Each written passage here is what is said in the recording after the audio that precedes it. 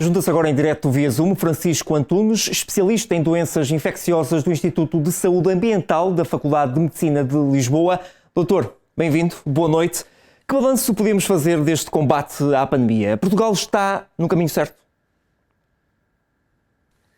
Bem, em primeiro lugar, muito boa noite para todos, muito boa noite em particular para si. É evidente, se nós pensarmos nas estratégias para obviar à evolução desta epidemia, Portugal, em termos de vacinação, está no lugar certo.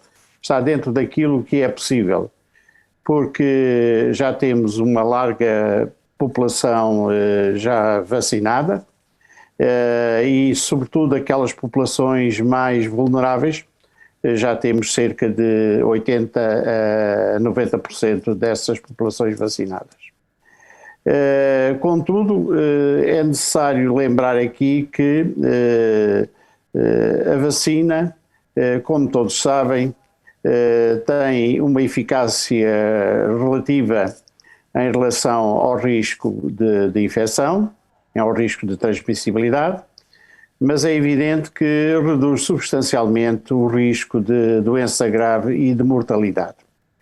Portanto, aquilo que está recomendado é que as pessoas façam aquilo que se designa atualmente uma vacinação primária completa, primeira e segunda dose da vacina, e finalmente o reforço.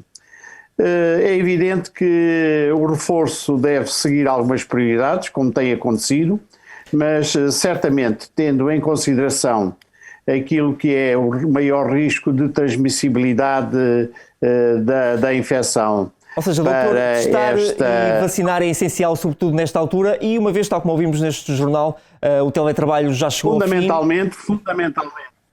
O teletrabalho já chegou ao fim, são muitos portugueses que regressam ao trabalho. Que impacto poderá ter este regresso nos próximos tempos? É evidente que aumenta o risco de circulação das variantes. Não concretamente no local de trabalho, porque no local de trabalho não é o principal foco da ocorrência de infecções. O principal foco de ocorrência de infecções é no ambiente familiar, mas as escolas de facto constituem-se um foco de risco de aumentar o risco de transmissibilidade e, portanto, aumentar a incidência e aquilo que se costuma dizer e a tendência crescente para esta atividade epidémica. Evidentemente que a proteção que foi dada às crianças e relativamente também ao risco de se detectarem precocemente infecções pela testagem é uma forma também de reduzir o risco de transmissibilidade, porque de facto a vacinação, como disse, reduz em 50% o risco de doença,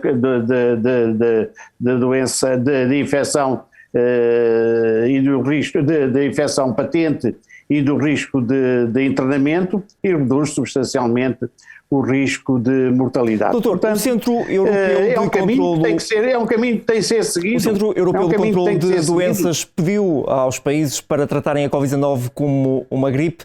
Pergunto-lhe se Portugal está preparado para esta transição.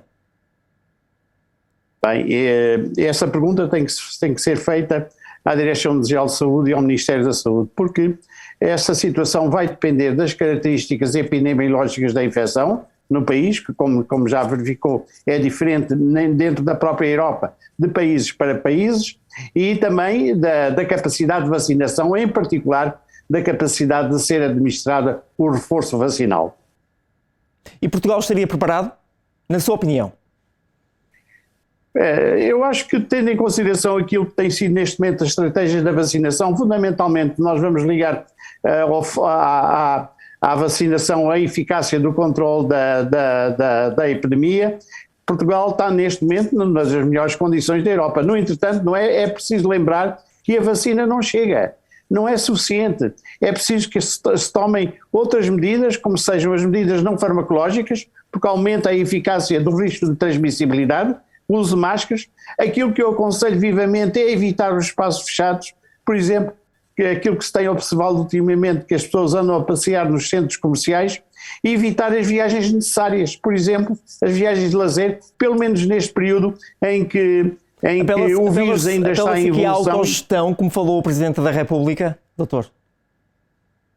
Eu penso que a responsabilidade neste momento tem que passar para as pessoas e já devia ter passado, e muito em particular, eu acho que de facto é neste momento inacreditável que ainda haja pessoas que não estejam convencidas da eficácia da vacina, protegendo-se elas próprias, protegendo a população e protegendo e limitando o risco de evolução do vírus com o aparecimento de novas variantes. É isso que lhe iria perguntar. Segundo a OMS, poderá haver uma nova variante devido ao Omicron. O que é que devemos esperar? Bem, em relação àquilo que se sabe em relação às infecções víricas, é que existe uma tendência, como estamos a verificar atualmente, para uma maior transmissibilidade e uma menor gravidade relativamente à infecção.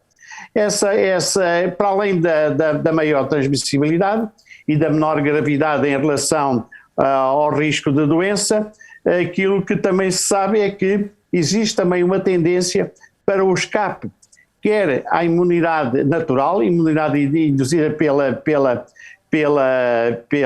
doença ou pela infecção, e inclusivamente pela imunidade induzida pelas vacinas.